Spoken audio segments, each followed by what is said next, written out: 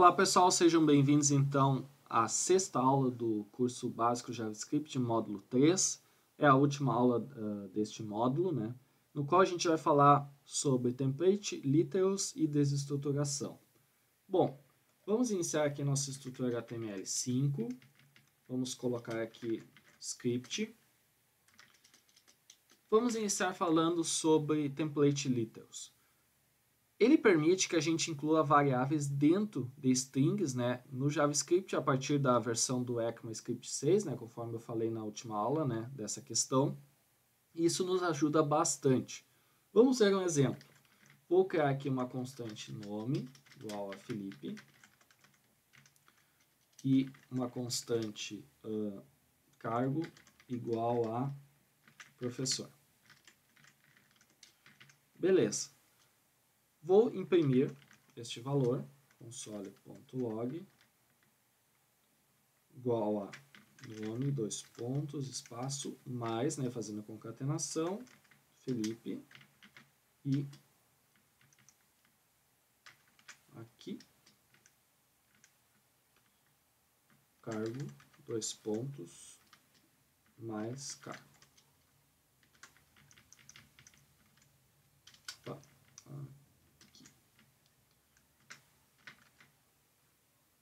Aqui faltou mais também, aí fechou. Beleza, se eu imprimir isso no navegador, ele vai mostrar para nós nome Felipe e cargo professor. Como é que eu posso usar o template literals para facilitar a escrita dessa frase? Eu poderia pegar e escrever console.log e aí, em vez de usar aspas duplas, usamos o acento aqui, ó, invertido ali, e colocamos diretamente nele a string e a variável do JavaScript. Como é que funciona isso?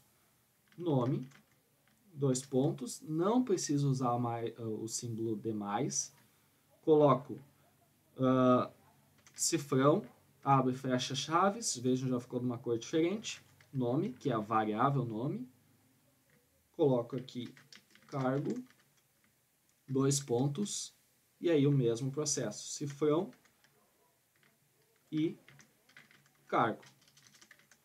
Dessa forma, eu não preciso utilizar aspas duplas, não preciso utilizar o operador de mais para fazer concatenação e consigo imprimir tanto a string quanto as variáveis do JavaScript diretamente. Se eu atualizar aqui, exatamente igual usando o recurso do template literals.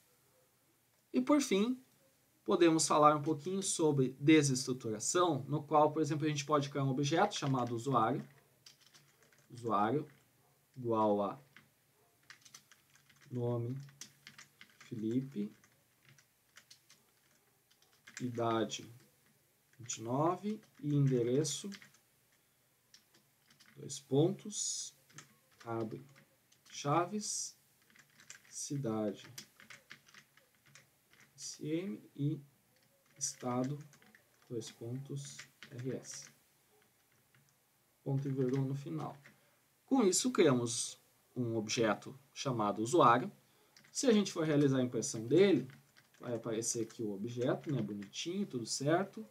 O objeto com nome, idade e endereço, que dentro dele tem cidade e estado.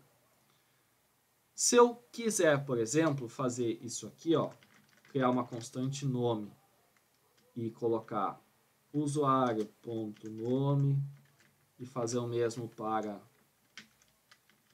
o endereço, usuário.endereço.cidade, no caso, né? Vou colocar aqui cidade. E depois imprimir isso usando console.log, ele vai me dar todo esse trecho de código necessário para que eu faça essa impressão. Pronto, aqui ele deu um errinho, vamos ver o que houve. Constante nome está declarado anteriormente. Tá. Aqui, nome está declarado. Vamos comentar o código aqui para não ter problema. Comentamos, aí não vai ter problema. Se a gente atualizar aqui, Felipe e SM. Perfeito. Como é que a gente pode diminuir, né, a escrita com o uso do recurso da desestruturação?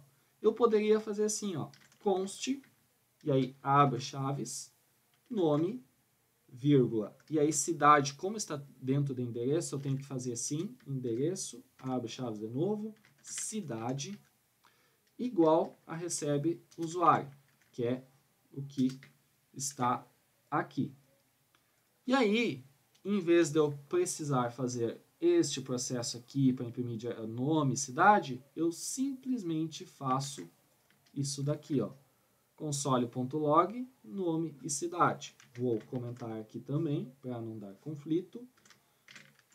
E vejam só, Felipe e SM, bem mais enxuto, né?